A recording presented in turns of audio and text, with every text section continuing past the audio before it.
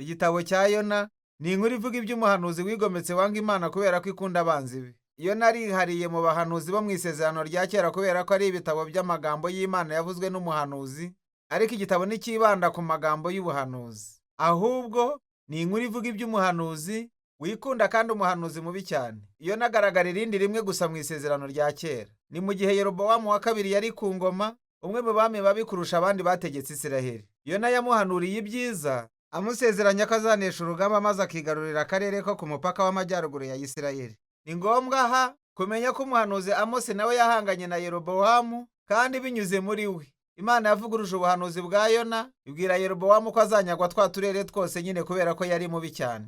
Ku bw'ibyo, mbere y'uko inkuru ya Yona itangira, imico ye irakemangwa. Igitabo cya Yona gifite imitunganyirize myiza irangwa n'ubuvanganzo buvuga inkuru zuzuzanya kandi zireshya. Umutwe wa mbere n'uwa gatatu ivuga inkuru y'uko Yona yahuye n'abatari Abisiraheli, bwa mbere ni abasare, hanyuma aza guhura n'abanzi be ari bo Banyanineve.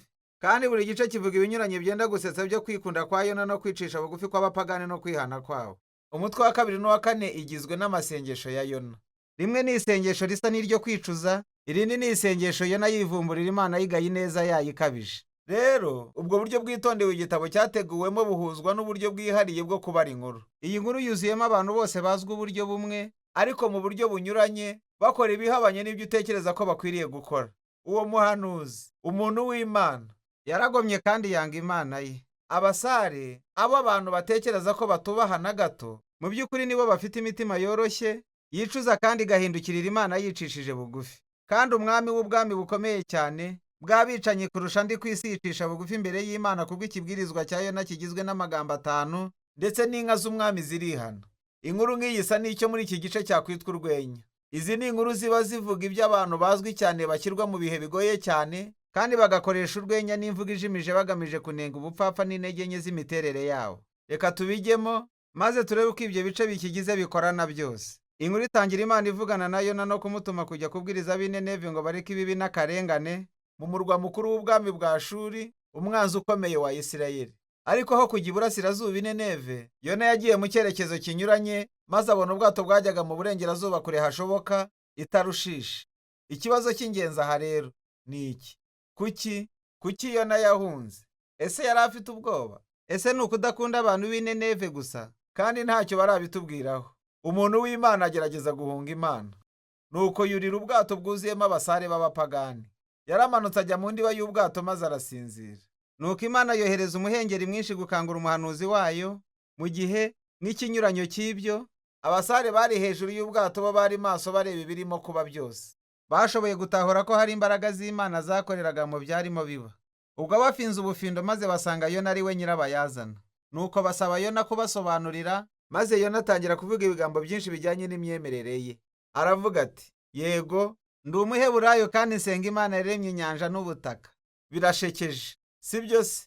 Mbese Yona yaba ari umupfapfa wibwira ko yahunga Imana yaremye inyanja n'ubutaka bwumutse kubwo kwinjira mu bwato? Ubwo abasare babazaga Yona icyo bagomba gukora, arabasubiza ati, munyice munjugunye mu nyanja.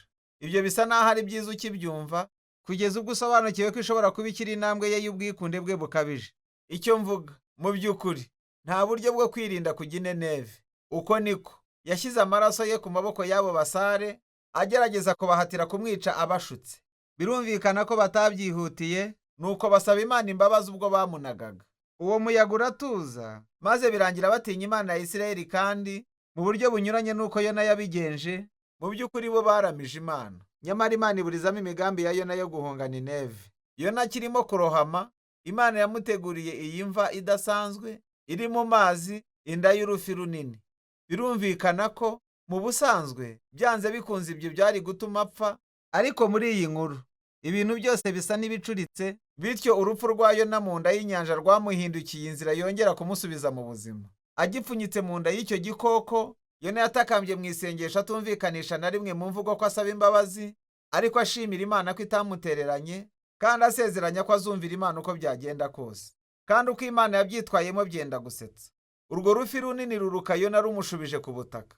Nuko nanone Imana yongera gutuma Yona ngo ajye kubwiriza i Nineve, maze Yona arabyemera. Tubwirwa ko Nineve yari umujyi munini cyane. Kuwucamo hagati hose byabashaga gutwara iminsi. Yona we yabikoze umunsi umwe kandi dore icyo yavugaga. Hasigaye iminsi 40 Nineve ikarimbuka. Ni amagambo 5 mu Giheburayo. Iki kibwirizwa rero ni kigufi cyane kandi ntigisanzwe. Icyo mvuga ni uko twitegereza ikibura. Nta kivugwa ku yo Abanyanineve bakoze cyangwa icyo bagombaga gukora cyerekana ko bumvise. Nta n'uvugwa ko ari we uzahatsinda, kandi igitangaje kurushaho ntaho Imana ivugwamo. Ni iki kirimo kibaha? Yona yaba se yaratanze amakuru make y'ibanze abigambiriye? Ni nk'aho arimo agerageza gutesha agaciro ubutumwa bwe bwite, cyangwa ashaka ko Nineve irimbuka.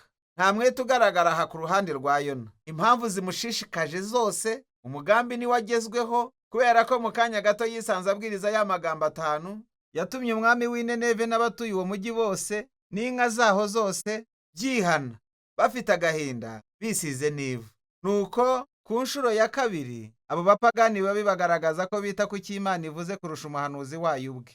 Uko niko Imana yababariye abantu b'i Nineve maze ntiyabarimbura. Dore noneho agace k'iyi nkuru keza cyane. Ijambo rya nyuma ry'ikibwirizwa kigufi cya Yona cyubitse rivuze nyine ngo kibirinduye. Rishobora kwerekana ko umurwa watsinzwe cyangwa warimbuwe nk'uko byagenze kuri Sodomu na Gomora, ariko nanone rishobora gukoreshwa ku kintu cyahindutse maze kikaba ikindi kinyuranye nacyo. Maze mu buryo butangaje amagambo Yona yabwirije ahinduka impamo, ariko biba uko we atabishakaga. Nineve irahindurwa kuko abari abanzi ba Yona bihannye maze bakagirirwa imbabazi n'Imana.